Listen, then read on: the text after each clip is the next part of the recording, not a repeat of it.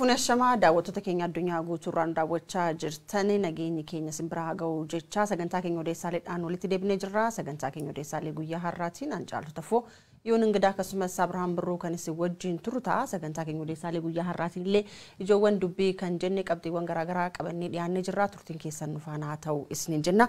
Egaa jalqaba irrattis abaawoboonni mariin biyyaalessaatiin wal qabatee ibsa ejjennoo qabxii abbaa jahaatiin bahee jira. Ibsa ejjennoo kunis maal keessatti qaba kan jedhu sagantaa keenya jalqabaatiin kanaan itti keeyyanne jechuudha. Waraana bilisummaa Oromoo mariin biyyaalessaa karoorfamee jiru waraana kan dheeressoo ta'e malee nagaa fiduu hin danda'u ka jedhu haaldureewwan marii biyyaalessaatiif barbaachisan wajjin ibsa baasee jira. Sanarratti gadi fageenyaan hin mareenna. Ajandaan keenya lammaffaadhaa yihuun beeksisa.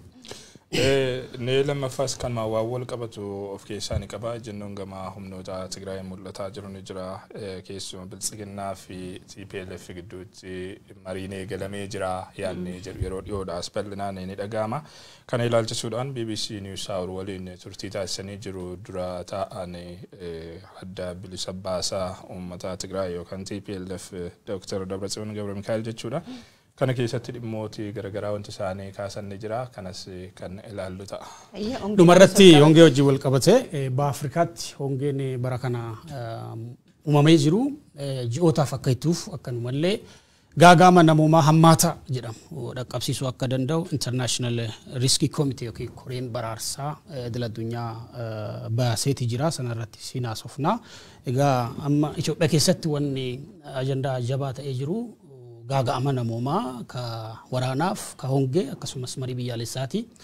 Mariiwwan odeessaalee akkasumas qabiyyeen qophiilee keenya baay'een irra deddeebiin kana ta'aa waan jiraniif kun ajandaama akka biyyaatti qabnu akka riijinii sanaatti jiru waan ta'eef yeroo hundumaa OMN jala buutanii akka hordoftan isiniin jechuu barbaan daawwattoota asumaan jechuudha. Egaa ammas turtiin keessan nu faana ta'u jecha akkuma jalqabarra ibsuudhaaf yaalletti abaawoboon marii biyyaalessaa biyyattii keessatti yeroo ammaa kana mootummaan jalqabe kanaan wal qabate ibsa ejjennoo abbaa qabxii jahaatiin bahee jira. Ibsa ejjennoo kunis egaa keessumaayyuu waraana kaaba Itoophiyaa kaaba biyyattiitti akkasumas immoo lixa biyyattii naannoo Oromiyaa dabalatee iddoowwan garaagaraa biyyattii san keessatti deemaa jiran akka dhaabbatu kana malees namoonni mana hidhaa keessa jiran keessumaayyuu hooggantoonni abaa'oo jechuudha hedduun isaanii ammas mana hidhaa keessa jiran waan ta'eef isaanis hidhaadhaa gallakkifamuu qabu waan jedhu egaa abbaa qabxii jaha kanaaf kanneen biroof of keessaa qaba. Mi'achirraa jalqabnu yoone.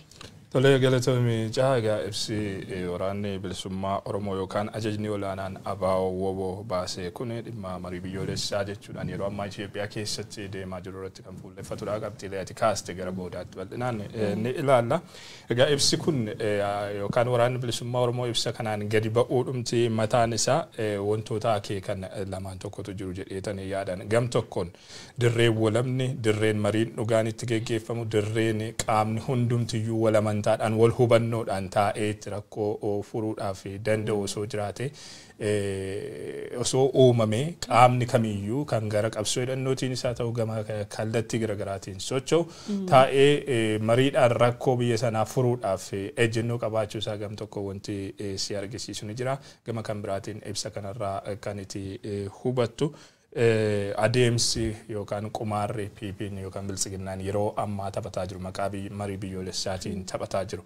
Yeroo haal dureen wal hubannaadhaaf yookaan wal amantaadhaaf barbaachisan illee bakka hin uumamin jiranitti adeemsi marii biyyoolessaa geggeessan jechuudhaan koomishinii marii biyyoolessaa hundeessuu irraa eegalee sochiileen taasifamaa jiran kunniin ilma biyyattii gara gaaga'ama caalu yookaan wal waraansa hammaataatti kan oofan ta'e malee biyya sanaaf furmaatinni yookaan qabatamaadhaan bu'aan isaan qabatanii dhufaa jiran akka hin jirre wanta asitti argisiisu ni qaba. Waraanni bilisummaa Oromoo yookaan abaawoboon as keessatti ibsa isaa kanaan kan inni eere adeemsi PP'n yeroo ammaa ittiin deemaa jiru dhugaadhaan rakkoo biyya sanaa furuu giddugala kan godhate osoo hin taane tokkoffaa rakkoon keessoo isaatti uumame ni jira. Adeemsi Biltsiginnaa Amaaraaf Biltsiginnaa Oromiyaa fa'aa gidduutti deemaa jiru ni hubatama. Tokkoffaa rakkoo keessoo isaatti furachuu. Lammata ammoo dhaaboleen siyaasaa yookaan qaamoleen yaadama wal fakkaatuun bilisiginnaa wajjin yaadama wal fakkaatu qabatanii socho'an Izeemaa jedhii Abiin jedhii qaamolee garaagaraa maqaa dhahuu dandeenya. Isaan waliin wal hubannoo uumuudhaaf yoo ta'e malee rakkoo biyya sanaa bu'uurarraa furuu kan kaayyeffate miti. Gama kan biraatiin dhiibbaan hawaasa addunyaa qaamoleen idil addunyaa gama faayinaansiitiinis gama qoqqobbii gama kallattii garaagaraatiin irratti geggeessaa jiran ni jira. Mootummaan Itoophiyaa dhiibbaa kana irra aanu keessumaa honga'iinsa sharafa alaa biyyatti mudatee jiru kanaafaa akka carraatti marii sossobbiidhaan geggeeffamtu kanaan akka carraatti fayyadame rakkoolee kanneeniif kanaan kan wal qabatan biroo furachuudhaaf adeemsa qumaaraa adeemsisaa jiru malee dhugaadhaan rakkoo biyya sanaatiif furmaata ta'uudhaaf yookaan fala kaa'uudhaaf adeemsa inni qabatee jiru akka hin taane wanti inni akeeka jira. Mariin biyyaalessaa Itoophiyaan itti deemaa jirtu mata duree dhumti ibsa waraana bilisummaa Oromoo kuni wal waraansa Itoophiyaa keessaa yoo ammeesse malee haala amma deemamaa jiruun rakkoo Itoophiyaa karaa dhugaa fi karaa haqa uummataa galchuu danda'u hin furu ka jedhu. Ijoon lammaffaa immoo haal dureewwan marii biyyaalessaatiif kaa'anidha.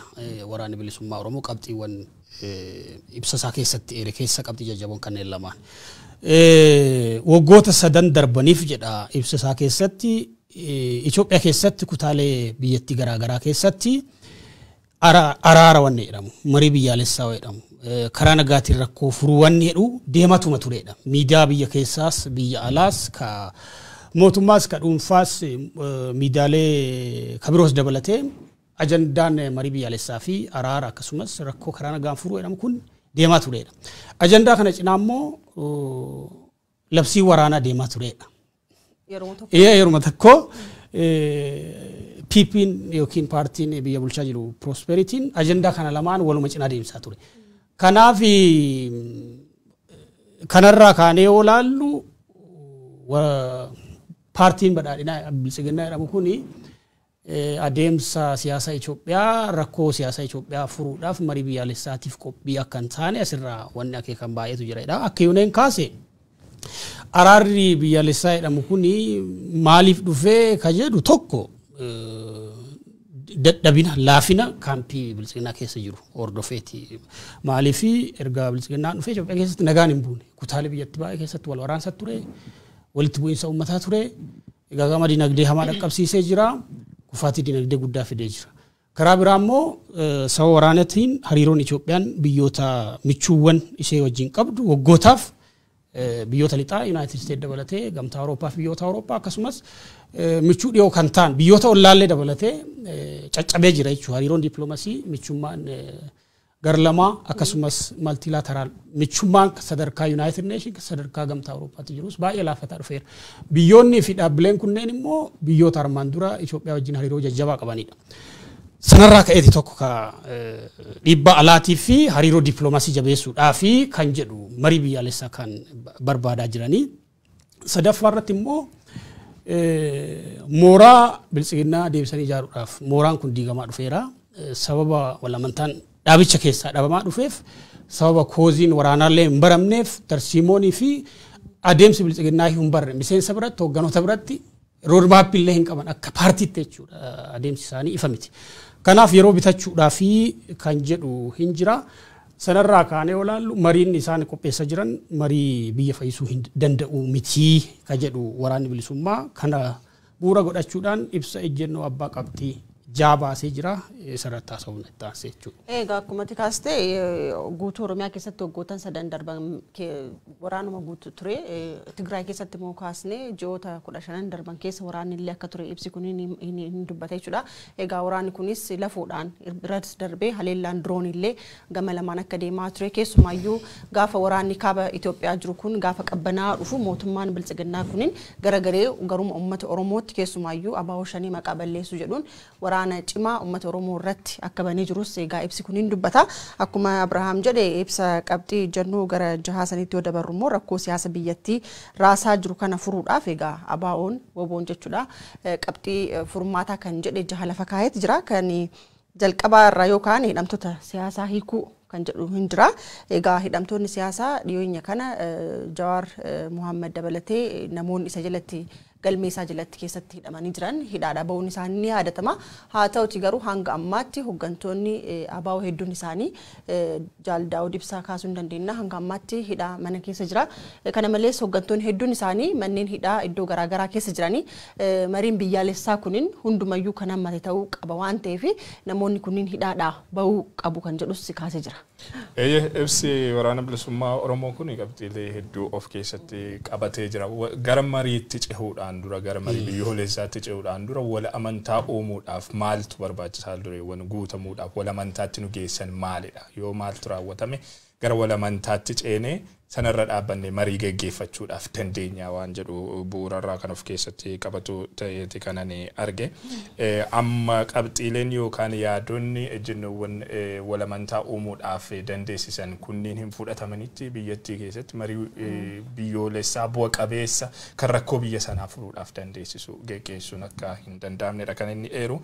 Tarkaanfilee dursa fudhatamuu qaban wal hubannoo uumuudhaaf yookaan haal duree mijeessuudhaaf wal amantaa uumanii mariitti seenuudhaaf jechuudhaan kan inni kaase keessaa tokko akkuma kaaste dhimmi hidhamtoota siyaasaa ni jira. Hidhamtoonni siyaasaa yeroo darbee akkuma yaadannu gariin mataa hoogganoota KFO nama lakkoofsaan haga muraasa ta'an gadi lakkisuun isaanii ni yaadatama. Gama naannoo Amaaraatiinis Iskindir fa'aa gama Tigraayinis Sibaat Naggaa fa'aa gadi lakkisuuf ejjennoon isaan mul'isan ni jira. Haa ta'uuti hogganoota mataarra jiran irraa eegalee hanga miseensotaaf deeggartoota gadiitti hogganoonni adda bilisummaa Oromoo ammallee hidhaa jiru. Kan KFO hoggansiisa sadarkaa gadii miseensonni deeggartoonni ammallee hidhaa jiru. Kana malees taargaan garaagaraatti maxxanfamee shanee soortan, shanee qallabdan, shanee wajjiniin hidhata qabdu, shanee wajjiniin maal taatan jechuudhaan akkanumaan namoonni nagaan mana isaaniitii daandii irraa qabamanii hidhaatti guuraman kumaatamaan kan lakkaa'amanidha. Isaan kun hundumti isaanii bakka hidhaa jiranitti amma hidhaa jiranitti mariin araaraa yookaan mariin nagaa mariin biyyoolessaa geggeeffamuudhaaf hin danda'u. Jalqaba wal amantaa uumuudhaaf iyyuu akka qabxii tokkootti kan barbaachisu murtoo kana fudhachuu danda'utu irra jiraataa jechuudhaan ibsee kun wanti inni eeru ni jira. Egaa bilisiginnaan hogganoota KFO haga ta'e gad lakkisee isaan kan mana hidhaatti hambisuudhaan uummata Oromoo gidduutti illee ejjennoon tokko akka hin jiraanne yookaan yaadni tokko akka hin jiraanne uummanni Oromoo dhumti mataasaa yaada tokkoon akka hin tarkaanfanneef yaaliin inni qoqqooddaadhaaf taasise ni jira. Haa ta'uti baay'ee sitti milkoofne. Sababni isaas KFO yoo fudhattee ilaalte, waraana bilisummaa yoo fudhattee ilaalte, jaarmiyaaleen hawaasaa, dhaaboleen garaagaraa, qaamoleen garaagaraa yeroo ammaa ejjennoodhaan wanti ibsaa jiran hidhamtoonni siyaasaa marti haa hiikaman amma isaan hidhaa jiranitti mariin geggeessuudhaaf dandeenyu hin jiru jechuudhaan ejjennoo isaanii ibsaa jiru. Waraanni bilisummaa Oromoos akka qabxii tokkootti kan inni gaafate kanadha. Gara qabxii lammataatti ceetan Abrahaamitti darbaa waliigaltee irratti bifa hundaa'een wal waraansi biyyattii akka dhaabbatuuf waliigaltee tokko irra gahuun yoo danda'ame wal hubannoo tokko irra gahuun yoo danda'ame tarii haalli kun gara mariitti nu geessuu danda'a wal amantaa uumee gara mariitti nu geessuu danda'a jechuudhaan waraanni bilisummaa Oromoo ibsasaa kana keessatti wanti inni eeranii jira. Bilisiginnaan maalidha amma kan inni gochaa jiru?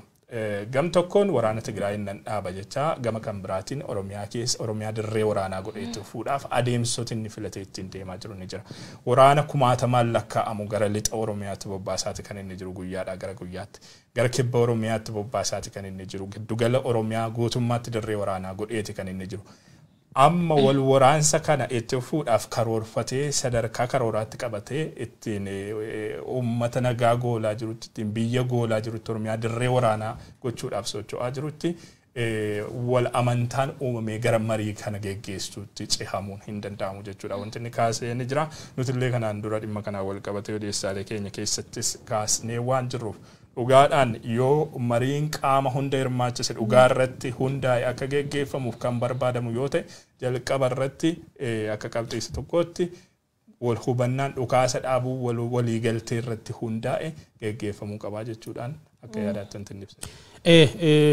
Waraanni kutaa hundumattuu dhaabbachuu qabaa kan jedhu akka qabxii haal duree tokkotti kan kaasee waraanni bilisummaa Oromoo amma kutaa baay'eetti waraanni jiraachuusaa namuu quba qabaa.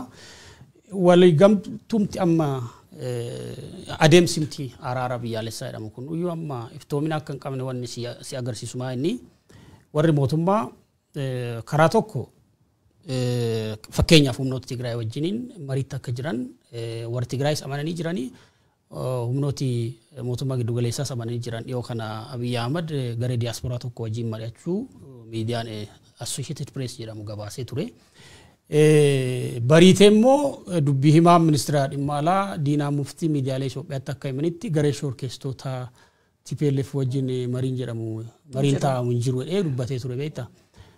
So warri kun basically durumaa burjaajii yookiin immoo maal jedhaniin burjaajii akka imaamataatti qabatanii socho'aa turanii hin beekne namuu amma karaa United States karaa gamtaa Afrikaadhaa karaa UN akkasumas karaa mootummaa Keeniyaadhaa mariin keessumaa humnoota Tigraay fi mootummaa giddu galeessaa gidduu akka jiru hin beekamaadha. Waan kana gara miidiyaa idileetti fiduulleen barbaadu mootummaan Abiy Ahmad kuni tokko I think sodaa humnoota Eritrea akkasumas humnoota Amaaraarraa qaban irraa ka'anatti fakkaata.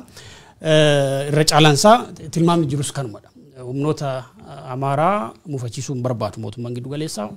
Humnooti Eertiraas biyya Itoophiyaa keessatti bakka hedduu jiran mootummaa giddu galeessaa Finfinnee kutaalee biyyattii waraana dabalatee humnooti intelligensii Eertiraa waan jiraniif. Kanaaf waraanni kutaa hundumattuu akka dhaabbatu hin fedhu kan jedhullee gaafii guddoodha. Biyya kutaa hedduutti Oromiyaan alama naannoon Beenishaangul Gumuz Matakkal dabalatee bakkee garaagaraatti waraanatu jira. Haalli amma walitti bu'iinsi uummataa itti deemaa jiru bakkee waraanni deemaa jiru olaaltu Itoophiyaa keessatti biyyi gara mariina biyyaalessatti deemaa jirti waan jedhu wama sin akeeku. Tokko mootummaanis hin barbaadu marii akkasii marii genuine humnoota hidhatan wajjin gochuun barbaadu. Maaliifi mootummaan fedhiinsaa tokko humnoota kanneen dadhabsiisuudha. Humnoota kanneen dadhabsiisee humnoota hafan wajjin mari'achuudha. Maaliifi marii kana kan gaggeessaa jiru ka initiative fudhatee akka mootummaa ofumaa isaa gaggeessuu barbaada. Kanaafuu humni kuni mootummaa giddu galeessaatiif rakkoo yookiin yaaddoo aangoo ta'uu waan danda'uuf humnoota kanaa wajjin yoo gattaa'ee mari'adhe talii barcumaaf yookiin aangoodhaaf yaaddoodhaa ka jedhu waan qabaniif marii hirmaachisaa fi marii dhugaa gaggeessuu irratti gaafii guddooti ka'aa jira. Kana kan ragaa ba'uu danda'u ka biraa kan si mirkaneessu haleellaawwan diroonii Oromiyaa kutaalee Tigraay bakkee garaagaraatti tufanii jiranii akkanumallee hoogganooti waraanaa Itoophiyaadhaa yeroo barbaannetti Tigraay seennaa jedhanii dhaadataa jiran. Kanaaf mariin kuni marii hirmaachisaa fi kan dhugaatii jedhee fudhachuu hin danda'u ka jedhu waraanni bilisummaa Oromoodha. Haal dureen hunda dursummoo waraana dhaabuudha. Waraana kutaa hundumattuu qabatee jiru dhaabuudha kan jedhu ijoo tokko jechuudha. Egaa kanuma wal qabatee egaa dheengadda sirraa sufnee jirra waa'ee faannoo kanaa wal qabatee karaa seeraan alaa ijaarsa seeraan alaa humnooti garaagaraa biyya isaan keessatti godhachaa jiran keessumaayyuu faannoodhaan wal qabatee dheenya kana miidiyaalee hawaasaa irratti argitanii jirtan taanaan titqaachinin anfataa hin hiikkannu uummata keenyattu waraana kana nutti nuu kennee jira malee mootummaadhaa miti sa'aatii barbaaddan deemaa lolaa sa'aatii barbaadan immoo hidhannoo keessan hiikkadhaa namoota jedhamnu miti hidhannoo kennas hin hiikkannu jechuudhaan egaa wantoonni isaan dubbatan miidiyaalee hawaasaa irratti deemaa jiranii kunis maal inni ammas waraana naannoo sanitti deemaa jiru hangam gara mariitti deemaa jiranii waan jedhu yoo laaltu akka sirrii hin taanellee achirraalee mirkaneeffachuu hin dandeenya. Gama biraatiin egaa ABO WBO'n ibsa qabxii jahan baasisan keessaa kan biraamu maal inni waraanni Eertiraa biyyattii keessaa haa ba'u kan jedhudha. Egaa waraanni Eertiraa keessumaayyuu waraana kaaba biyyattii keessatti deemaa jiru wal qabatee gaaga'imsa namooma kanan jedhame naannoo sanitti raawwatee jira hedduu isaallee irraa haasofnee jirra waan ta'eef egaa qaamoleen kunniin yeroo ammaa kana naannoo san bira darbanii naannoo Oromiyaa dabalatee magaalaa Finfinnee keessa iddoowwan garaagaraa keessatti hojiiwwan garaagaraa hojjechaa jira waan ta'eef guutummaan guututti qaamni kunniin biyyattii keessaa haa ba'u wanta jedhus kaasee jira. Qabxiin inni guddaan tokko isa kanadha. Egaa yeroo ammaa qoodni mootummaan Eertiraa yookaan Isaayyaas Afeworqiif bulchiinsi isaa siyaasa Itoophiyaa keessatti wal waraansa Itoophiyaa keessatti diigumsa Itoophiyaa keessatti taphataa jiran qooda laayyoo miti. Guutummaan guutuutti jechuun bifa danda'amuun olaantummaa isaaniitiin dhuunfatamee jira sadarkaas jechisiisutti jira. Waraanni Itoophiyaa bu'uurarraa karoorfamuurraa eegalee hanga hojiitti hiikamee ammas haga itti fufuutti kan inni tarkaanfataa jiru tokko ejjennoo Isaayyaas Afeworqii ejjennoo mootummaa Eertiraadhaanidha. Isaayyaas Afwerqii maalidha kan inni barbaadu, Eertiraan maalidha kan isheen barbaaddu, Itoophiyaa diigamte irratti Eertiraa olaantummaa baha Afrikaatti olaantummaa qabdu ijaaruudha. Kaleessa Abrahaam waan kanaan wal qabatee wanti inni gabaase tokko ni jira. Egaa maastermaayindiin waraana Itoophiyaa yeroo ammaa yookaan mataan bu'uurri karoora waraana Itoophiyaa kan waraana Tigraayis jedhii waraana Oromiyaa keessatti deemaa jirus jedhii kan inni bu'uureffate Eertiraadha jechuudha. Siyaasa yookaan tarsiimoo Isaayyaas Afwerqiin naannoo sanatti hordofuudhaaf tarkaanfachiisaa jirudha. Yakkoota waraana Eertiraatiin Tigraay keessatti keessumaa Aksum keessatti raawwataman ni yaadanna. Gochi duguuggaa sanyii jimlaadhaan nama ajjeesuun yakki waraana Eertiraatiin bakka sanatti hin raawwatamne hin jiru. Yeroo ammaa immoo gara Oromiyaattis babal'ateeti wanti kun kan jiru. Waraanni Eertiraa Itoophiyaa gadi lakkisee akka ba'uuf hawaasni addunyaa yeroo garaagaraatti dhiibbaa taasisaa tureera. Haa ta'uti bulchiinsi Abiy Ahmedis waraanni kun akka ba'uuf ejjennoodhaan wanti inni itti deeme jiraachuu dhabuudhaan wal qabate yookaan inumaa waraana Itoophiyaa keessatti tuffiinsaan geggeeffamuuf humna kana fayyadamuudhaaf fedhii qabaachuudhaan wal qabate gara Oromiyaa keessumaa lixa Oromiyaatti bobbaafameeti kan jiru. Egaa Isaayyaas Afwerqii diinummaan isaa TPLF fi Tigraay qofa irratti miti. Uummata Tigraay balleessuu TPLF balleessuu hin barbaada. Sababa sanaan TPLF fi uummanni Tigraay qaama marii biyyoolessaa Itoophiyaa keessatti karoorfamee akka isaan ta'an hin barbaadu. Mariin rakkoonni Tigraay yookaan TPLF waliin jiru mariidhaan akka inni furamu hin barbaadu jechuudha. Sababni isaas guutummaan guutuutti dhabamsiisuu waan barbaaduuf qaamni kun deebi'ee akka qaama furmaata rakkoo Itoophiyaatti akka dhufuuf hin barbaadu. Carraa san akka isaan argatan hin barbaadu. Sababa sanaaf walitti bu'iinsi akka itti fuudha kan barbaadu. Gama Affaariin wanti deemaa jiru. Gama lixa Tigraayin gama kaaba Tigraayin wanti deemaa jiru. Yeroo ammaa harka mootummaa Eertiraatu keessa jira jechuudha guutummaan guutuutti. Mootummaan Eertiraa yookaan siyaasni Isaayyaas Afwerqii guutummaan guutuutti jechuun bifa danda'amuun caasaa tikaa biyyattii to'ateeti kan jiru, diinagdee biyyattii to'ateeti kan jiru, waraana biyyattii to'ateeti kan jiru, waraana biyyattii ofii isaatii geggeessuu irratti kan argamu. Akkuma jalqaba irratti tuquudhaaf yaale diinummaan Isaayyaas Afwerqii fi mootummaa Eertiraa humnoota Tigraay yookaan uummata Tigraay fi TPLF qofa irratti kan dhaabbatu miti. Afaan isaatiin namni kun wanti inni dubbatanii jira. Humnoota federaalizimii sabdaneessa geggeessan yookaan ilaalcha federaalizimii sabdaneessa humnoota geggeessan waliin diinummaa jabaa qabaachuu isaadha kan inni ibse Isaayyaas Afwerqiin. Sababa kanaaf diinummaan Isaayyaas Afwerqii eenyu wajjinidha jechuudha gama kan biraatiin. Qabsaa'ota Oromoo wajjiniin jechuudha. Dhaabolee siyaasaa Oromoo wajjiniin jechuudha. Waraana bilisummaa Oromoo fa'aa waliinidha jechuudha. Amma Isaayyaas Afwerqiin yookaan siyaasni Eertiraa siyaasa Itoophiyaa keessaa hin baanetti amma Isaayyaas Afwerqiin siyaasa Itoophiyaa keessaa ba'uudhaaf hin dandeenyetti waraanni bilisummaa Oromoo fi dhaaboleen yookaan gareeleen sirna federaalizimii sabdaneessummaa ilaalcha federaalizimii sabdaneessummaa tarkaanfachiisan siyaasa biyya sanaa keessatti walaba ta'anii hirmaatanii keessatti qooda fudhatanii qaama furmaata biyya sanaa ta'uudhaaf hin danda'anii jechuudha. Sababa sanaaf waraanni bilisummaa Oromoo gareen kun siyaasa Itoophiyaa keessaa akka baatuuf kan inni gaafataa jiruuf haa ta'uti bulchiinsi Abiy Ahmed kan irratti ejjennoo maalii qabaataa wanti jedhu fuulduraaf kan ilaalamudha.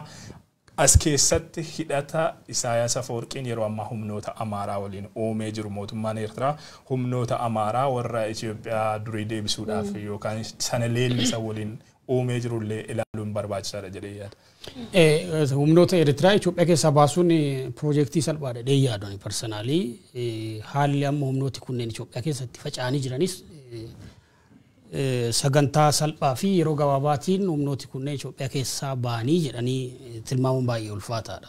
Itoophiyaan amma biyya sovereign state biyya birmaduudha jettee fudhatuun baay'ee ulfaataadha. Humnooti waraanaa isaanii waraana Itoophiyaa hoogganaa turanii irra caalaa namooti waraanatti dhiyoo jiran akka jechaa turanitti waraana Tigraay gara caalaa qondaalota Eertiraatu hoogganaa ture ka jedhu. Gareen TPLFis ka jedhaa ture ajajoota kennamaa turan afaan Tigriffaatiin ka dhagaa turre warra Eertiraatu waraana kana hoogganaa ture ka jedhu. Ka biraa immoo caasaan tikaa yookiin intelligensiin Eertiraadhaa Finfinnee dabalatee kutaa biyyattii keessatti faca'ee ture. Kuni bubbulee jira har'allee miti beekali. Sadaffaa irratti wanni kaasuu barbaadu Isaayyaas Afwerqii literacharoota waa'ee engagementiin konfliktiiwwan baha Afrikaa kana keessatti qabaataa dhuftee olaaltu waraana Somaaliyaa keessatti Alshabaabiin deeggaraa ture. Sudaan Darfur keessatti humnoota riphee loltootaa deeggaraa ture. Bakkee garaagaraatti waraana waggoota 20 darbaniif ta'amaa ture keessatti baha Afrikaa keessatti waraana garaagaraa keessatti hirmaataa ture. Kanaaf fedhiinsaa naannoo baha Afrikaa kanaa unkuru immoo Itoophiyaa caccabduu Itoophiyaa salphoo irratti Eritiriyaa jabduu ijaaru kun sagantaa Eritrean People's Liberation Front kan EPLF keessa akka jirudha kan ragaaleen agarsiisanii haa ta'uti immoo bakka Isaayyaas Afwerqii waraana kana keessaa qooda qabutti humnooti TPLFs araara dhufuu kan jedhu gaafii hin qabu. Warri Tigraayis ta'ee humnooti biyya san keessatti nagaa fi araarri akka dhufu barbaadan hundi isaaniiyyuu humnooti Eritiriyaa biyya san keessaa bahu akka haldureetti kaasaa jiru. Tigraayis akkasitti kaasaa jiranii waraanni bilisummaa Oromoos humnooti waraanaa fi humnooti Eritiriyaa Itoophiyaa Oromiyaa keessaa akka ba'an Tigraay keessaa akka ba'an gaafii dhiyeessaa jiru. Kanarraa kaanee olaallu haalli adeemsi araaraa itti deemaa jiru baay'ee complicated baay'ee adeemsa araaraa walxaxaa ta'uu akka danda'u warri adeemsa araaraa kana gufachiisuu danda'anillee humnoota Eritiriyaa fi humnoota Amaaraa ta'uu akka danda'an asummaa tilmaamuun baay'ee salphaadha yaada. Haaldureen waraanni bilisummaa Oromoo kaase kabiraa ulaa deeggarsa namoomaa banuu bakki barbaadamutti bakkee gaagaamni namoomaa jiru hundumattu ulaan deeggarsa namoomaa akka banamudha. Kana wajjin ibsa isaanii keessatti qurxummii balleessuuf galaana gogsuu ka jedhu bakka hundumattu mootummaan akka itti fayyadamee jiru. Tigraay amma siiji marfamtee ka jirtu pooliyoo imaammata qurxummii balleessuuf galaana gogsuu jedhuun wal fakkaata. Beeytee ummati nagaa ka waraana keessaa gahee tokko hin qabne baankiin irraa citee ibsaan irraa citee tajaajilli telekoomii irraa citee nyaati irraa citee geejjibi irraa citee akkamiin jiraata. Qurxummii gogsuudhaaf galaana qurxummii balleessuuf galaana gogsuu kan jedhu kacaffee Oromiyaa irratti Fiqaaduu Tasammaa dubbate sun warra Tigraayisiifis hojjetee jira. Ibsa waraana bilisummaa Oromoo kana keessatti tokko kan ka'e kana ulaa deeggarsa namoomaa bakkee hundumattuu banamuu qaba. Adeemsi qurxummii balleessuuf galaana gogsuu jedhamu akka imaammataatti fayyadamallee baduu qaba kan jedhudha. Kanumarratti kaasuudhaaf egaa dhimmi kunis kan irra caalatti yeroo ammaa kana ulaawwan naannoowwan deeggarsa barbaadan keessumayyuu biyyatti san keessatti eessa fa'a jettee gaafa kaastu tokkoffaadhaan naannoo Tigraay egaa keessumayyuu rakkoo dhabiinsa nyaataatiin hanqina qorichaatiin wal qabatee daa'imman haadholiin hedduun isaanii dhumaa jiranii yeroo baay'ee irraa haasofneeti jirra. Egaa yeroo ammaa kan ongeenis hin jira. Kun immoo ongee uumamaa yookaan immoo hanqina roobaatiin dhufe osoo hin taane namtolcheedhaan hawaasni kun ta'ee jedhamee akka dhumatuuf ta'ee jedhamee egaa ulaan sun cufamee jira. Egaa ulaan kun banamee gargaarsi namoomaa namni yoo jiraate araaratti deemta waan ta'eef dursa lubbuu namaatiif dursa kennuu qaba waan jiru fakkaata dhimmi kun.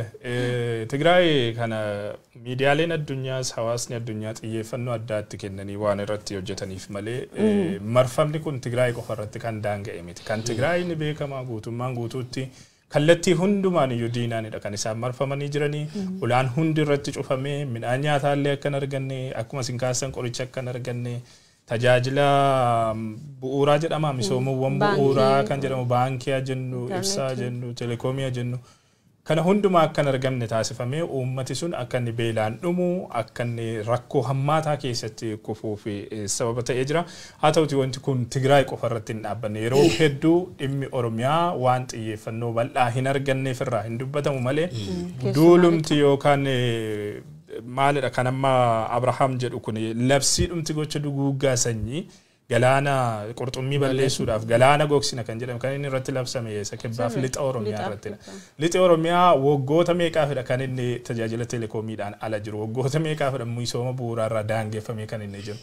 Amma uummatumti sababa walitti bu'iinsaa sababa milishaa faannoo Amaaraatiin qe'eesaarraa buqqeellee gargaarsa namoomaa akka hin arganne midhaan gargaarsaallee akka hin qaqqabneef kallattii garaagaraatiin gama Beenishaangul Gumuziin gama danaa humna addaa poolisii Oromiyaatiin kallattii adda addaatiin daandii irratti cufanii midhaanumti uffanni bakka uummatuma qe'eesaarraa du'a jalaa baqatee walitti qabamee jiruuf illee akka hin qaqqabne taasifameeti kan jiru marfamni kun kallattii hundumaan jira kallattii hundumaan marfamni jiru ka'ee uummanni gaagaama hamaa jala jiru dafee birmannaa hin argatu taanaan haalli walamantaatti nu geessu hin jiru walamantaan hin jiraatu taanaan immoo adeemsi ittiin mariitti seennu hin jiru jechuudhaan wanti inni kaasanii jira inni kan biraan waa'ee taargaa shororkeessummaa paarlaamaan seenaa biyyattii keessatti umurii dheeraa qabaate suni waggaa darbe irratti labse waraana bilisummaa Oromoo TPLF irratti labsedha.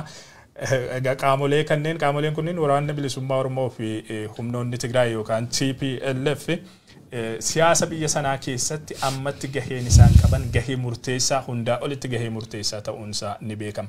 Qaamolee kanneen waliin nagaa buustee qaamolee kanneen waliin wal amantaa tokko irra geesse gara mariitti dhufuudhaaf hin dandeessu taate jennaan rakkoo biyya sanaan fura jettee yaaduun mataansaa abjuunatti fakkaatan. Mariin qaamoleen kunniin keessatti hin hirmaanne bu'aa tokkollee biyya sanaaf buusuudhaaf kan danda'u miti. Sana gochuudhaaf ammoo jalqaba taargaa shororkeessummaa kanarraa kaasuun murteessaadha. TPLF shororkeessaadha jecha waraanni bilisummaa Oromoo shororkeessaadha jecha galmee keerra shororkeessaadha ta'e keessi akkamittiinidha waliin teessee kan itti mari'attee rakkoo biyya sanaa furuudhaaf dandeessu. Jalqaba kanatu dursa wal amantaa uumuudhaaf jechuudhaan akka qaama ibsa ejjennoo isaa kanaatti wanti inni kaasanii jira. Qabxiileen biroo kana fanii asirrumatti waa dabaluudhaaf egaa amma marii dhumayyuu isaan laman kanneen dhisanii warri kunniin warruma amma hidhaadhaa baasanis warruma fedha wajjin ta'anii osuma marii kanayyuu gaggeessanii qaamolee laman kanneen hin dabalatan taanaan isaanumayyuu dhiisanii oduu marii araaraatti deemanii namoonni kunniin daggalatti galanii bosonatti galanii egaa waraanatti jiran waan ta'eef boruu iftaan mariin kun deebitee bakkuma jirtu sanitti rakkoon jiru kun bakkuma duraan ture sanitti deebuun isaa waan rakkoo dhumti joo yaayyuu rakkoo maaliiti kajiru adda baasanii gara mariitti deemaa jiru kan jedhu gaafii ijoodha. Gara dhumaarratti kan kaase waraanni bilisummaa Oromoo komishiniin walabaa hunda hirmaachise sana booda hundaa'uu qaba kan jedhu gara dhumaarratti gabaabsinee ajandaa kana keessaa bana sa'aatii dheeraa kennineef jirra. Mariin akeekame kuni maaliif karoorfame kan jedhu waan ofiisaa tilmaamu raagee jira waraanni bilisummaa tokkoffaa tokkummaa humnoota bilchiginaa deeggaranii humnoota Abiy Ahmad deeggaranii jabeessuudha. Kanaaf akka fakkeenyaatti kan kaasuu dandeessu gareen bilchiginaadha. Humnoota Oromoo keessumaa warra adda bilisummaa Oromoo irraa fottoqan faakshinii adda bilisummaa Oromoo warra jedhaman baay'ee isaanii gara ofiitti fidee almost akkuma dhaaba tokkotti wajjin hojjetaa jira. Kanaaf tokkummaa humnoota Abiy jabeessuuf immoo tokkummaa humnoota federaalawaa ka Abiy morman diiguu barbaachisa waan ta'eef tokko kanaaf barbaadamee kan jedhudha. Lammeessoo irratti Oromoo hiruudhaaf yookiin mooraa Oromoo qoqqooduudhaaf kan jedhu Oromoon sirna federaalawaa biyya sana keessatti uummata hiree ofii murteeffannaa self autonomy self administration dhaadheessuudha. Chaampiyoonii sirna federaalawaati Oromoon biyya sana keessatti. Abiy immoo humna mootummaa giddugaleessaa jabaa ijaaruu barbaada. Mootummaa giddugaleessaa jabaa kan ijaaramu immoo naannoleen yoggaa self autonomy ta'uu baatanidha. Yoo dadhaban naannolee dadhabsiisuu qabda. Kanaaf gara mariitti dhufuuf fedhii hin qabu kuni aangoo Abiy Ahmad fi garee bilchiginaa laaffisa waan ta'eef. Sadaffaa irratti waamicha sobaa fakkeessaa yookiin burjaajii uumuudhaaf hawaasa addunyaatiif jechuudha. Sana hordofee immoo foreign currency deeggarsa maallaqaa karaa qoqqobbii garaagaraatiin irraa hir'ate ka irraa qoqqobame baay'ee deebisee argachuu barbaadedha. Rakkoon bu'uuraa Itoophiyaa deeggarsa warra lixaa waan ta'eef jechuudha. Gara dhumaarratti immoo dinagdee Itoophiyaa sababa waraanaa fi sababa walitti bu'iinsaa dadhabee ture deebi'ee akka rehabilitate godhu karaa kanaan deeggarsa national dialogiitti deemaa jirra. Mariin araaraa dhufaa jira kan jedhuun warra lixaa fi deeggartoota akkasumas arjoomtotaa fi warra liqii kennan gogoomsee deeggarsa argachuudhaan bara aangoo bilchiginaa dheeressuu barbaadaa gareen kun malee kanaaf marii dhugaatti deemuuf miti kan jedhu kan kaase waraanni bilisummaa Oromoodha. Adeemsuma marii wajjin wal qabatee gara humnoota Tigraayitti kadabaru waan ta'eef ajandaa kenna taanunis egaa hoogganaan TPLF Dabratsiyoon Gabra Mikaa'el BBC News Hour wajjin afgaaffii taasiseen gaazexeessaan dhimmoota keessumaayyuu marii biyyaalessaa yeroo ammaa kana biyyattii san keessatti deemaa jiru wal qabatee gaaffiiwwan garaagaraa isaaf dhiyeessee jira. Egaa Dabratsiyoonis akka jedhanitti marii biyyaalessaa kanaan wal qabatee mootummaa bilchiginaa wajjin mariitti akka jiran haal dureewwan yookaan immoo wanti deemaa jiru gaarii akka ta'e egaa dubbatanii jiranii gama mootummaatti yoo ilaaltu immoo isaan wajjin marii taasisuuf illee fedhii tokkos akka hin qabne Diinaa Muftee akkuma duratti jettee kaasanii jiranii. Haa ta'uti garuu gama TPLFitiin marii kanatti deemuudhaaf wanti mijataan wanti gaariin akka jiru Dabratsiyoon dubbatanii jiranii. Sagalee Dabratsiyoon kaafaan Ingiliffaa BBC News Hour irraa fudhannee dhaggeeffannee gara mariitti deemu. So you've pulled your forces back to Tigray to give peace a chance. What are your conditions for peace? Things that have to be done, we have to stop fighting wherever we are. The federal and our forces, let's stop fighting and give a chance for peace. Not only that, but those supplies, the necessary supplies, must arrive. Unfortunately, we have a government that kills its own people. So we say, let's stop. This next aid, we have to go to the negotiated ceasefire, a formal ceasefire. Foreign forces must be withdrawn. The Eritrean forces are still in Tigray. They have to withdraw. The Amhara militias are in Tigray. They have to withdraw. Any other foreign intervention must stop. Then we have to continue to the inclusive national dialogue. Are you talking to the federal government at the moment, if not openly, perhaps through intermediaries? Yes, we have started talking with the federal government. Of course, there are shuttle communications and discussions, so we'll see. But there are signs of improvement, but we are still waiting. We are waiting for this shuttle diplomacy to bear fruit. But would it be true to say that you are now perhaps negotiating from a position of weakness rather than strength? You've fallen back, you've retreated to Tigray. The population is being deprived of food. You don't really have any strong cards to play, do you? No, I disagree. And our withdrawal does not mean we are weak. We are giving peace a chance. No military force has pushed us. We have simply withdrawn. We're on the offensive. We're moving forward, but we said, let's hold. The international community is saying, stop, don't get to this. There will be a bloodshed. So it was a decision to give a chance. We have been fighting, for the last 15 months, as you know. So to defend our right, we'll go the last person. There is no compromise on our right. Our right must be still restored.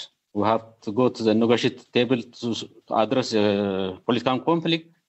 The withdrawal must be assured, Eritrean and others. Less than that, we will never accept. We'll continue our fighting. So this has to be clear. This has to be understood. We have shown to the world how capable we are to defend our right. No force can rule us. We can only be ruled by law, by negotiation, by consent. Gaaffiif deebiin kun BBC News Hour guyyoota lama sadi dura sanbata darbe kan godhamee ture jidduu kanatti odeessaalee waan hin qabneef irraa ajandaa godhanne Dabratsiyoon akka jedhutti marii karaa sadaffaa karaa qaama sadaffaa jechuunis marii kana kan hoogganaa jiran warra United States akkasumas gamtaa Afrikaa UN fi mootummaa Keeniyaati ji'oota 15 darbaniif ummati keenya si'oolii keessa ture jedhee itti jalqabee si'oolii sana damdamanneeti jirra. Yakkoonni sukkanneessan Tigraay keessatti raawwatan yakkoota bara medieval age bara giddugaleessaa jedhani addunyaan bara sana booda gara enlightenmentiitti dhufte haalota akkasiitti ka Tigraay keessatti raawwatan ji'oota 15 darbanii fidee haala san keessaa baanee jirra. Garjabinni humnooti Amaaraa humnoonni Eritraa fi waraanni Itoophiyaa uummata keenya irratti raawwate himamee jechootaan waan himamu miti ka jedhu dhageenye turre. Egaa kana waggaaf ji'oota 15 darban nus gabaasa waan turre haal duree mariidhaaf jedhan keessaa wanni Dabratsiyoon kaas tokko waraanni bakka hundumaa akka dhaabatu barbaanna. Nama keenya lubbuun baraaruuf iyyuu waraanni dhaabatu qaba kan jedhu akka haal dureetti kaasee jira.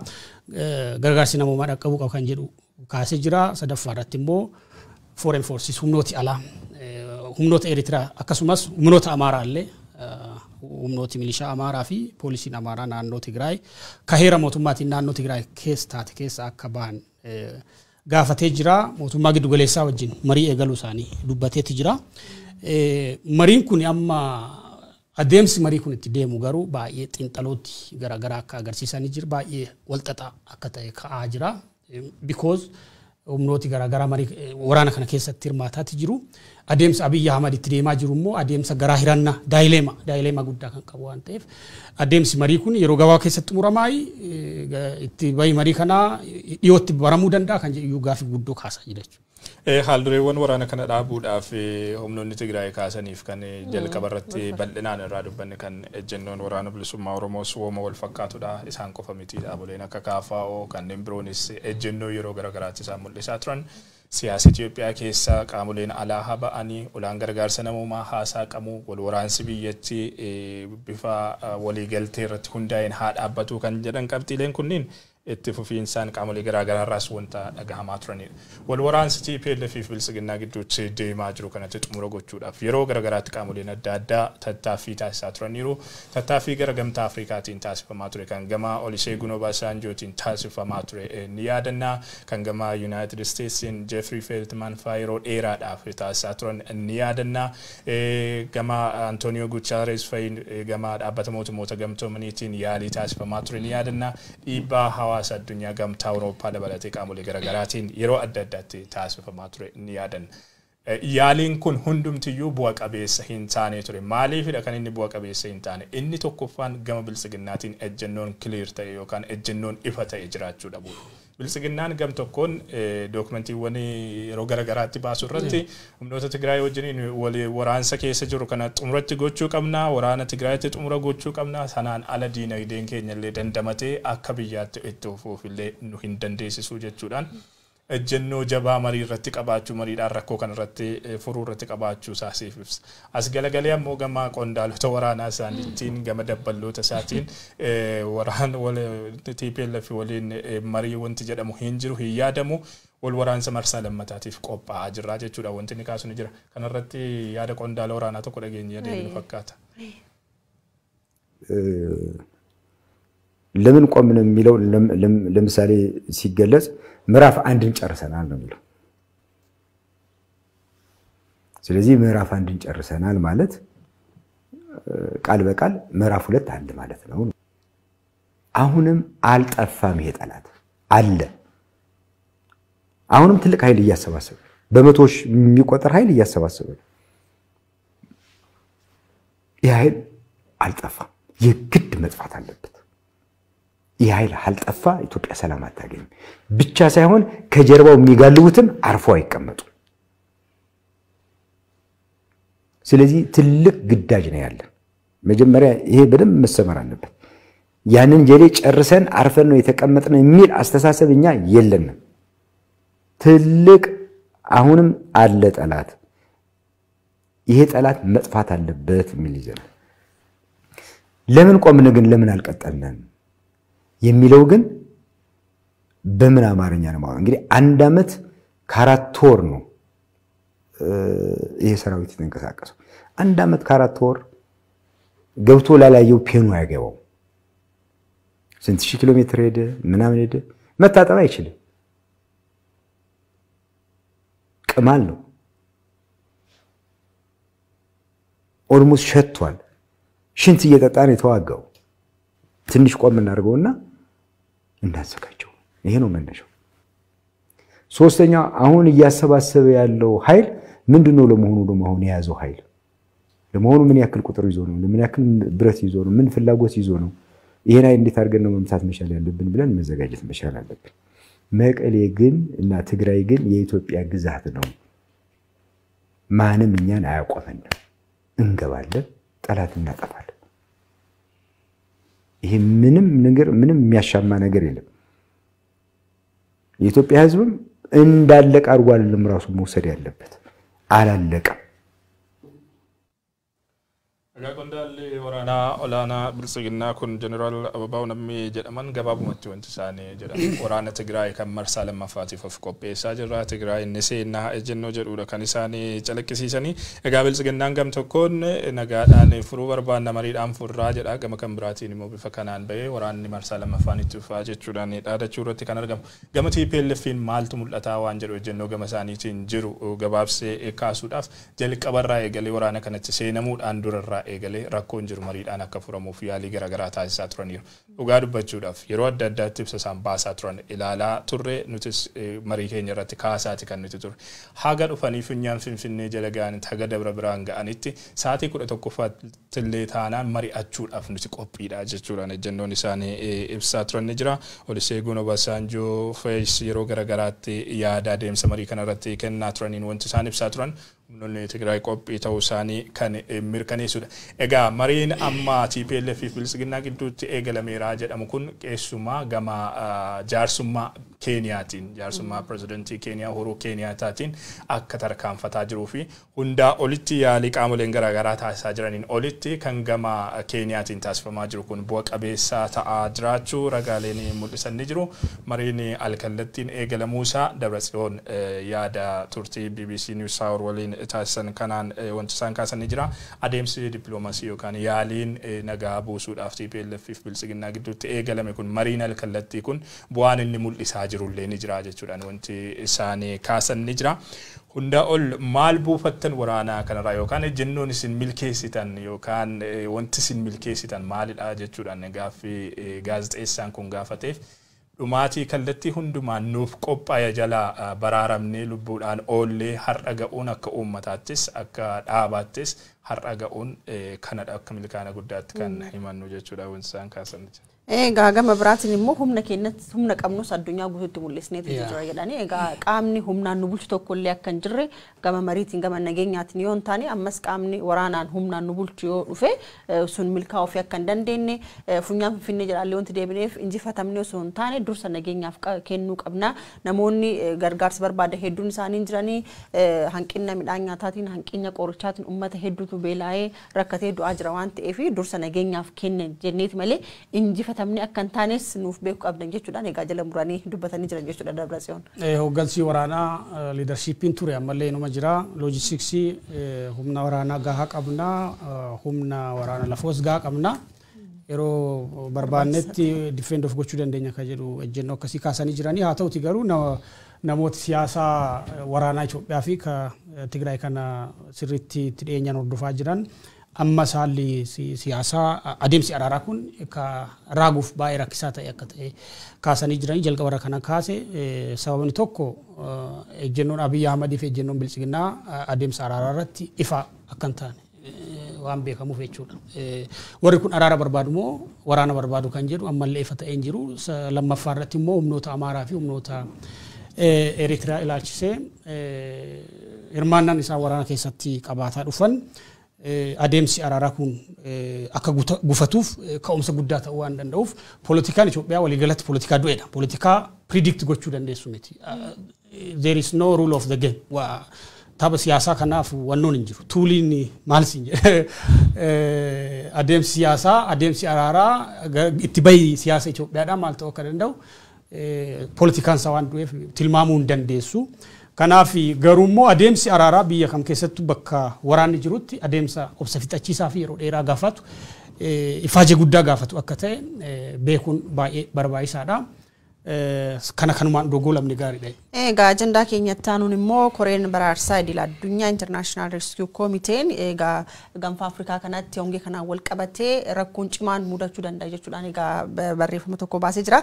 Kanaanis wal qabatee gaanfa Afrikaa keessatti keessumaayyuu Somaaliyaa, Itoophiyaa fi Keenyaadhaan wal qabatee waan baasee qaba. Somaaliyaa keessatti namoonni miiliyoona 4tti lakkaa'aman rakkoo hanqina nyaataatiif saaxilamuu danda'anii kanneen keessaa immoo namoonni miiliyoona 1tti siqan rakkoo kanaan wal qabatee naannoo fiqee isaanirraa buqqa'uu danda'u jedhee jira. Gama biraatiin gama Keenyaatiin namoonni miiliyoona 3tti siqan rakkoo hanqina nyaataatiif saaxilamuu akka danda'an. Kanaanis wal qabatee immoo namoonni keessumaayyuu horsee bulaa kunniin rakkoo marraa fi bishaaniitiin wal qabatee walitti bu'iinsi cimaan illee mudachuu akka danda'u ibsee jira.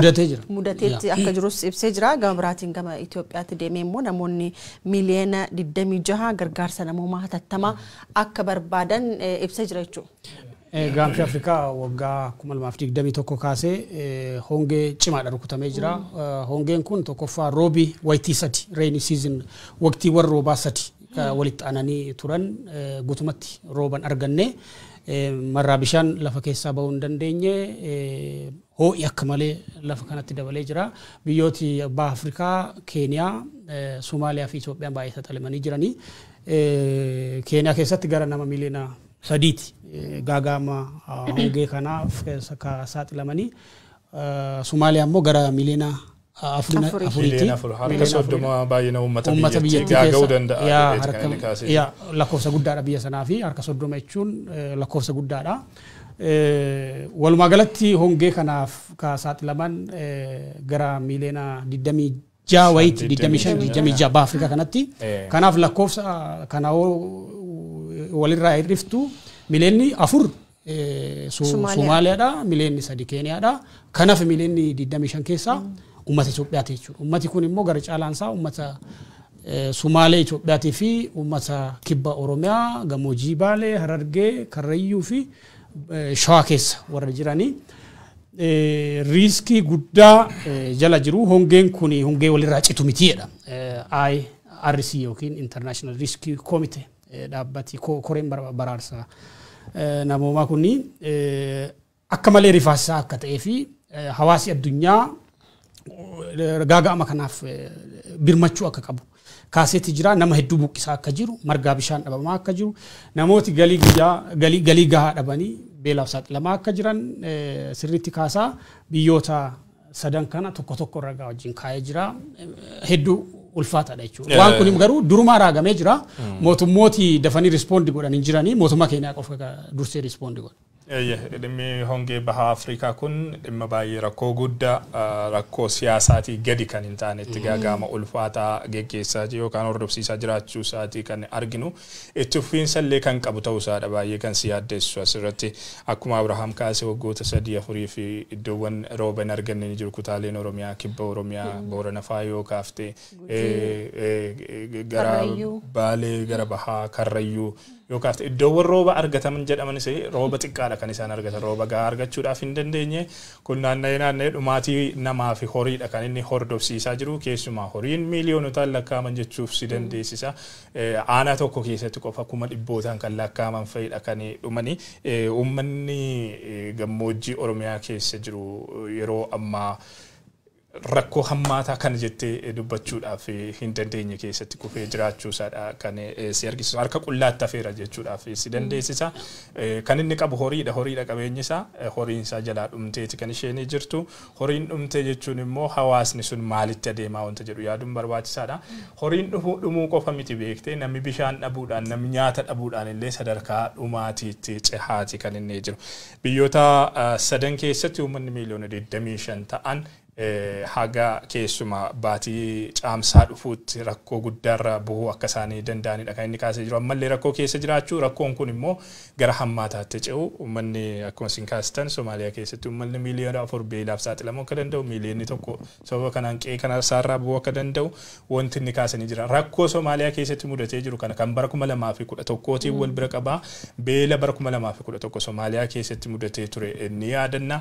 Qaala'insi jireenyaa yeroo ammaa Somaaliyaa keessatti mul'atu kan yeroo sana yeroo beela bara 2011tiin wal qabatee mudate sanaan sadarkaa wal qixxaachuu irra gaheeti kan inni jiru jechuudha. Wanti inni kaasu ni jira. Somaaliyaa keessatti yeroo sana yoo ni yaadattu taatan uummata 260,000 ta'utu sababa beela kanaatiin dhume.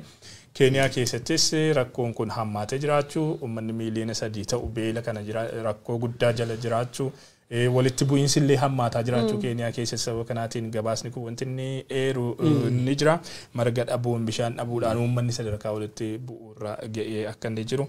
Horiin dhumaa akka jirtu, namni miidhamaa akka jiru ni kaasa. Kan Itoophiyaa kun baay'ee hammaataa ta'uudha kan inni kaasu akkuma isin iyyuu kaastan. Waggoota 40 keessatti gogiinsa Itoophiyaa mudatee hin beeknetu yeroo ammaa Itoophiyaa mudatee jira jechuudhaan kan inni kaase. Adda durummaadhaan immoo Oromiyaa fi naannoo Somaalee jechuudha. Gaaga'ama namoomaa akkuma addunyaattu isa hammaataa ta'e sadarkaa lammaffaa irratti kan argamtu Itoophiyaa keessatti uummanni miiliyoona 26 ta'u yeroo ammaa gargaarsa namoomaa akka barbaadudha. Gabaasni kun kan inni eeru yeroo garagaraatti egaa kaasaati kan turre Afgaanistaanitti aantee Itoophiyaan yeroo ammaa addunyaarraa sadarkaa lammaffaarra jiraachuu kanaan duras dhaabbatumti kun wanti inni ibsanii jira. Keessuma haga baatii caamsaa dhufuutti birmannaan hatattamaa taasifamuudha baanaan haga baatii caamsaa dhufuutti namoota hedduu dhabuu akka dandeenyu sababa gogiinsa yookaan hongee amma mudatee jiruun gaaga'amni hammaataan dhumaatiin hammaataan mudachuu akka danda'u akeekkachiisee jira. Sadarkaa sanatti xiyyeeffannootti kennee hojjetaa jira. Qaamni Itoophiyaatti aangoorra jiru, qaamni Oromiyaatti aangoorra jiru waan jedhu yoo fudhattee ilaalte waan baay'ee siyaachisu hedduutu jira jechuudha. Rakkoo kana dhoksuuf malee rakkoo kana baasanii ifatti mul'isanii fala barbaaduudhaaf yookaan birmannaa hawaasa addunyaa irratti barbaaduudhaaf adeemsi deemaa jiru. Inuma warra rakkoo kanaaf hin birmanna jedhan illee Abrahaam hin gadda wanti tinaa kaasaa turtanii jira. Sadarkaa danquutti adeemsonni deemaman kun qaamni aangoorra jiru kun diina uummataati moo dhugaadhaan uummata kana tajaajiluudhaaf kan inni aangoo irra taa'ee waan si jechisiisu hedduutu jira jechuudha. Egaa naannoo Oromiyaa gaafa laaltan iddoowwan naannoo gammoojjii qofa osoo hin taane iddoowwan quufaanuu beekama gara lixa Oromiyaa Wallagga kaasuu dandeetta Arsii kaasuu hin dandeenna namoonni hongeedhaan hedduu rakkachaa turanii even naannoo baadiyyaa naannoo Horsee Bulaa qofa osoo hin taane rakkoon kunis magaalaallee rakkoon akkasiillee mudatee akka jiru hawaasni bal'aan akka irraa rakkachaa ture hedduu kennatu beeka biyyattii amma Itoophiyaa gaafa laaltan miidiyaa dabalatee mootummaallee hawaasni bal'aan naannoo sanillee kan jiru xiyyeeffannoon inni guddaan kennaa jiru gama siyaasaa kana maaltu deemaa jira waraanni maaltu jira marii maal ta'e kan jedhu malee rakkoon hawaasummaa guutummaan guututti haala jechuu dandeenyuun xiyyeeffannoo argachaa jiru kanaafis fakkaata rakkoon yookaan immoo gama saniin dhufaa jiru daran kan cimeef. Walumaa galatti waraanaa fi gaagama namummaa kutaa Itoophiyaa fiixee hundumaa jiru walitti dabalee ragaan kun ka agarsiisu nama miiliyoona 26 ta'utu gargaarsa namoomaa barbaadaadha bara 2022 kana keessa kuni ragaa dhaabbati kun harkaa qabu malee uummati keenya kutaa garaagaraatti dhaabbileen garaagaraa hin dhaqqabin gargaarsa isaanii walitti hin qabamin hedduutu jira akka ati kaafte lixa Oromiyaatti namni kuma hedduun godinaalee Oromiyaa garaagaraatti humnoota fiixaalee hin buqqa'ee jira uummati kun carraa miidiyaas hin arganne OMN fi miidiyaalee muraasa irraa kan hafe ragaan isaanii walitti qabamee jiru mootummaan illee uummati kun akka gargaaramu barbaadu lixa Oromiyaas bakki konfliktiin mootummaan uume Oromiyaan alas naannoo Beenishaangul Gumuz lixa Itoophiyaatti rakkoon gaagama namoomaa kan ragaan dhaabbati kun hin dhaqqabin hedduutu jira. Walumaa galatti garuu Itoophiyaa keessatti namooti gargaarsa namoomaa barbaadan miiliyoona 26 jechuun lakkoofsa guddaadha.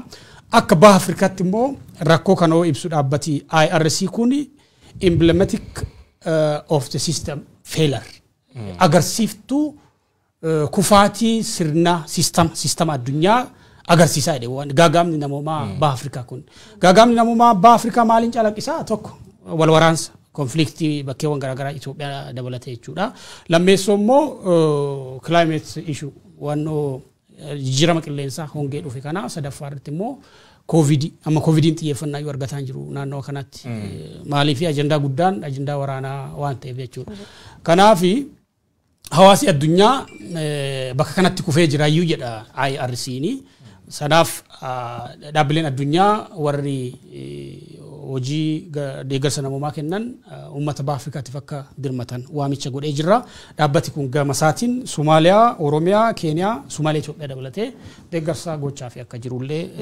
kaaseeti jira jechuudha. Akka qabxee xumuraatti wanti nuti dabalu amma Itoophiyaa keessatti maaltu hojjetamaa jira yeroo ummanni miiliyoona 26 yookaan harka tokko afuraffaatti ta'anatti fakkaata gara sanatti kan inni deemu ummanni miiliyoona 100 fo'imi ummanni Itoophiyaa harka tokko afuraffaa ta'anatti fakkaata gaa ummanni gaaga'ama balaa hamaa miiliyoona 26 jechuun kwartaroo harka tokko afuraffaadha yeroo harki tokko afuraffaan uummata biyyattii rakkoo hammaataa gaaga'ama hammaataa kanatti saaxilamee jirutti Itoophiyaa keessatti maaltu hojjetamaa jira lammiileen biyyattii bifa kamiin kan isaan ilaalamaa jiranii waan jedhu madaalaa deemuun barbaachisaadha yaadan Itoophiyaa keessatti yeroo ammaa lammii gosa lamatu uumamee jiranatti fakkaata lammii sadarkaa tokkoffaa kan jedhamanii fi lammiilee sadarkaa lammaffaa yookaan sanaa gadi warra jedhaman jechuudha lammiileen sadarkaa tokkoffaa warra kaman warra Finfinnee maandheeffatan warra waraanaaf deeggarsa warra paarkiin ijaaramuuf warra manni kitaabaa ijaaramuuf warra manni tiyaatiraa guyyaa guyyaadhaan ijaaramee eebbifamuuf warra gamoon isaan itti tajaajilaman birrii biiliyoona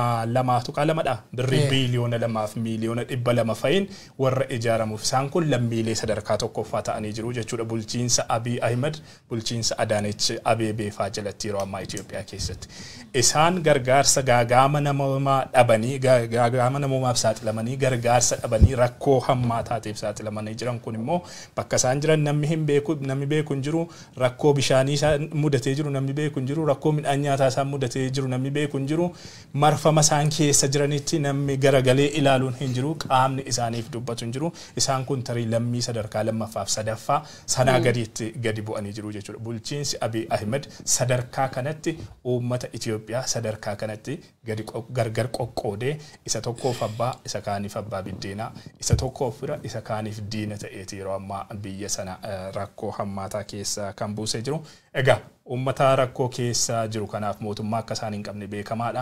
Kan birmachuu fi danda'u tarii haga tokko lubbuu baraarsuu kan danda'u yoo sanumaaf iyyuu carraa ittiin birmatuuf argateef hawaasuma waan ta'eef haala biyya sana keessatti deemaa jiru hubatanii waliif birmachuun murteessaadha waan jedhutti dabaluu yaade.